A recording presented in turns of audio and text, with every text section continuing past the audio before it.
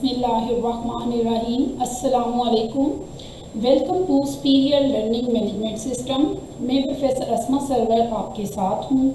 हम लोग normal distribution के चैप्टर को स्टार्ट कर चुके हैं। चैप्टर नंबर 10 है। टॉपिक जो नया पढ़ने जा रहे हैं टॉपिक नंबर 102 है।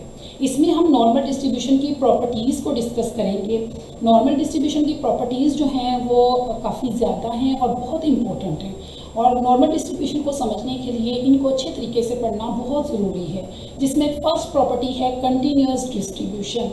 कि नॉर्मल डिस्ट्रीब्यूशन, नोट डाउट कि हम स्टार्टिंग में भी पिछले लेक्चर में भी डिस्कस कर चुके हैं कि नॉर्मल डिस्ट्रीब्यूशन जो है वो कंटिन्यूअस डिस्ट्रीब्यूशन है। अगर ये कंटिन्यूअस डिस्ट्रीब्यूशन है तो आप देख सकते हैं कि एक्स की जो रेंज है वो भी -∞ से +∞ तक है।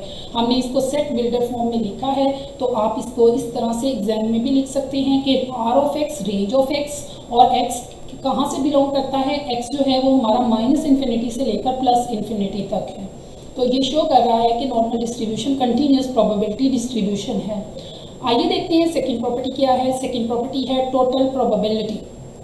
टोटल प्रोबेबिलिटी हमेशा 1 होती है। तो नॉर्मल डिस्ट्रीब्यूशन की भी तमाम जो जितनी भी रेंज है -∞ से लेकर +∞ तक, अगर उसकी भी प्रोबेबिलिटी सारी रेंज की, सारे इंटरवल की प्रोबेबिलिटी फाइंड कर ली जाए तो टोटल प्रोबेबिलिटी 1 ही आती है। तो तीसरी जो प्रॉपर्टी है वो है मोड एंड मैक्सिमम ऑर्डिनेट। और हम पहले भी ये थोड़ा सा डिस्कस कर चुके हैं कि बाई जो नॉर्मल डिस्ट्रीब्यूशन है वो यूनी मॉडल है। अगर वो यूनी मॉडल है तो उसका सिंगल मोड है और इसका मोड मीन के इक्वल है। और यहाँ पर हम सिंगल पीक है, मोड म्यू के इक्वल है, मीन के इक्वल है। चूँकि ये डिस्ट्रीब्यूशन सिमेट्रिकल है इसलिए मीन मीडियन मोड इक्वल होता है। और मोड किसके इक्वल होता है, मीन के, और मीन किसके इक्वल है, म्यू के। तो लिहाजा ये यूनी मॉडल है। और इसमें जो मैक्सिमम ऑर्डिनेट है वो आपका मोड के ऊपर होता है। मोड जो है अगर हम उसको नॉर्मल डिस्ट्रीब्यूशन के फंक्शन में पुट कर दें एक्स की जगह पर, अगर हम म्यू को नॉर्मल डिस्ट्रीब्यूशन के फंक्शन में पुट कर दें एक्स की जगह पर, तो जो सिंपलीफाई करने के बाद रिजल्ट आएगा that is the maximum ordinate of normal distribution. अगर देख सकते हैं आप कि जिस तरह से हमने म्यू एक्स की जगह पर म्यू पुट किया है ताकि हम मैक्सिमम ऑर्डिनेट को फाइंड कर सकें, तो हमारा जो मैक्सिमम ऑर्डिनेट आया है दैट इज़ 1/σ²√2π। और ये हमारा मैक्सिमम ऑर्डिनेट है। और ये डिस्ट्रीब्यूशन सिंगल पीक है और इसका मैक्सिमम ऑर्डिनेट 1/σ²√2π है। That is on mu mode के ऊपर ये नॉर्मल डिस्ट्रीब्यूशन का मैक्सिमम ऑर्डिनेट हमने हासिल किया है।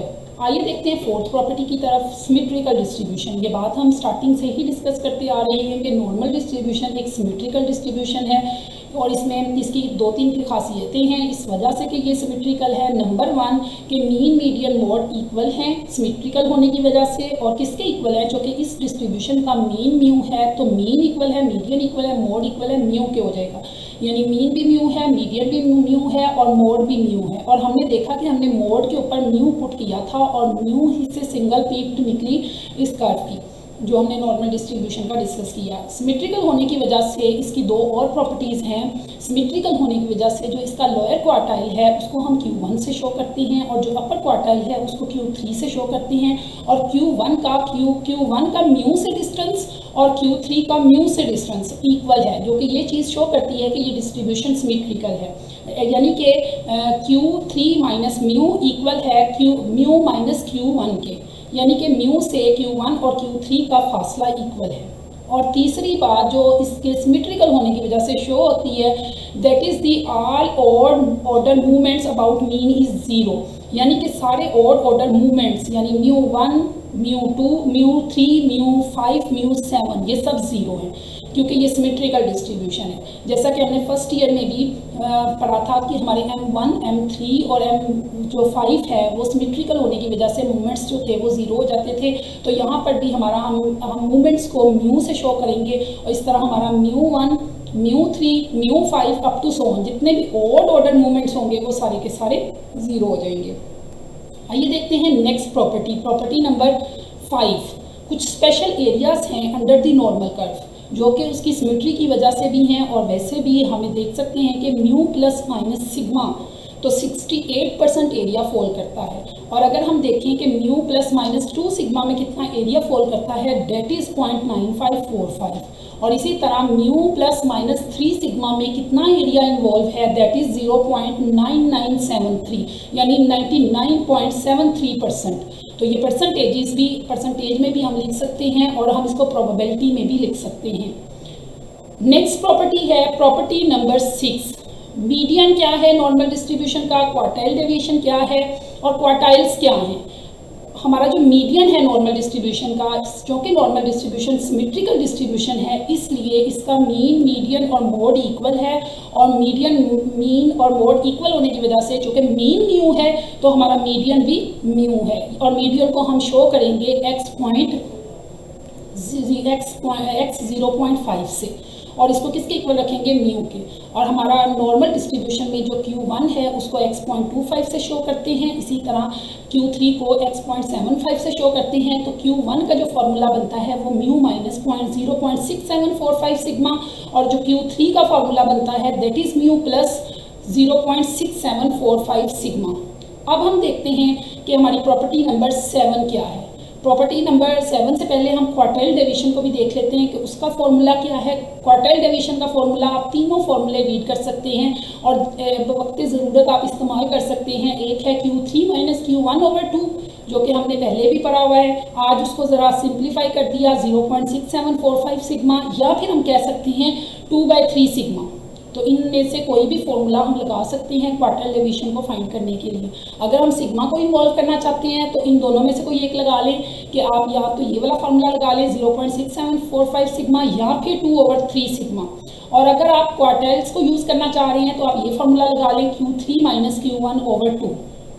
इसके साथ साथ हम म्यू का भी फॉर्मूला क्वार्टाइल्स की बेस पर बनाया है, हमने यहाँ पर ड्राइव किया है, यानी Q3 प्लस Q1/2 करेंगे तो हमारे पास म्यू निकल आएगा। म्यू जो कि मीडियन है तो ये चीज़ मीडियन निकाल देती है, तो इसलिए म्यू जो कि मीडियन है, मीन है, मोड है, तो इसलिए म्यू भी निकल आएगा Q3 प्लस Q1/2 होने की वजह 2 से हमारा मीडियन, मोड और मीन निकल आएगा, that is equal to mu के।